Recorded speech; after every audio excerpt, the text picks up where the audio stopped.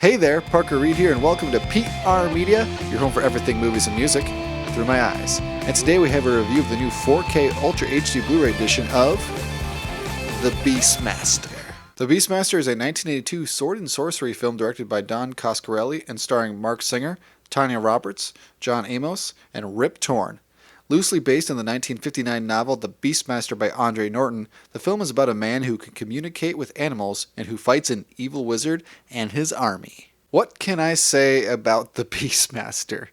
The Beastmaster is one of the most schlocky, weirdest, most fun films I've seen in quite a long time. This came out back in 1982, and it's just pure cheese. It's pure baby oil, man, muscular dudes, and scantily clad women, and sorcery, and swords, and you really need to watch it to really get a full grasp on what this movie offers. And when you have a man that's fighting people with a sword, but he also has like a puma and some weasels and a hawk, it's so out there. It's totally cheesy. And the fact that this release is so nice is totally surprising to me. So let's get into what you're going to get on this release if you decide to pick up The Beastmaster. So if you decide to pick up The Beastmaster on 4K Ultra HD Blu-ray, we have this cool box set available from Vinegar Syndrome.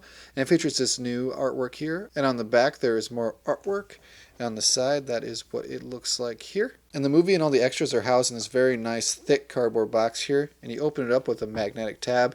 We have some more artwork here. And then here is the film itself. And it comes in its own slipcase and individual case here. So here is the front of the slipcover. And on the back, we have more artworks. All the artwork for this is really cool. On the side, here is the artwork there. Take it out of that slipcover, and here is the iconic poster art from the original release back in 1982. And on the back, we have some information about the technical specs, as well as some information about the release. Then when you open it up, here is the 4K disc. And then we flip it over here. And here is the first Blu-ray disc.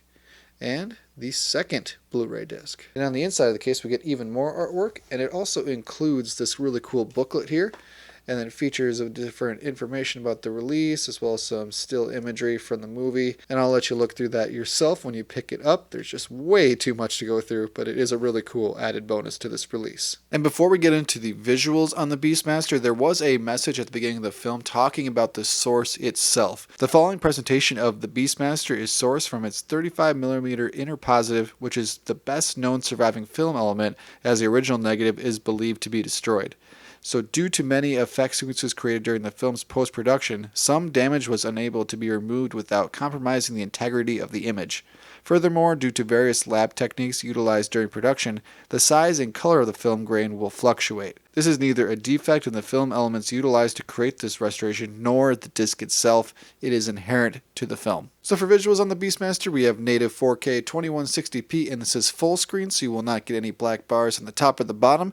And for the most part, this picture is pretty clear. It's pretty good, albeit amazingly grainy, and there's different amounts of grain in different parts of the film. You'll just relate it back to that message, because this film source is inherently flawed because the original negatives aren't even there anymore. So going in, just know that it's imperfect, but that kind of adds to the whole charm of this movie. This is an imperfect film. It feels almost like an amateurish film at different times, so going in, just know that. And the naturally lit scenes look pretty good, but they don't look as good as their dark counterparts. But you need to manage your expectations of this movie. This wasn't shot with the biggest budget in the world back in the 80s.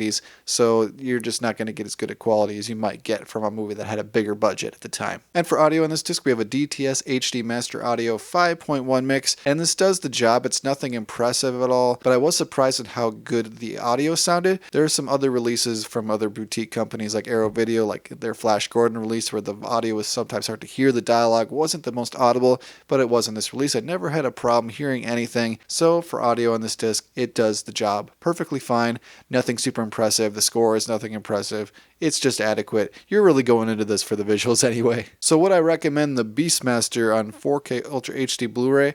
I'm going to say yes. I wouldn't say it's a day one pickup, and I can't really say wait for a sale either, because this is a collector's edition. I don't think this is going to go on sale anytime soon. It's been sold out in a lot of places. So I'm going to say casually recommend it on this release. I think it's a solid one, but you're really going to need to be a lover of film and a lover of action movies and schlocky movies to even like this movie at all, let alone a 4K release that has a lot of different added extras here. This was a fun release, not one of my favorites of the year, but it's one I definitely remember. Thank you so much for watching this video. If you like what you saw here, you can check us out on Facebook or Instagram, and like, comment, and subscribe if you so choose. My name is Parker Reed. You've been watching PR Media. Keep supporting physical media, and I'll see you next time.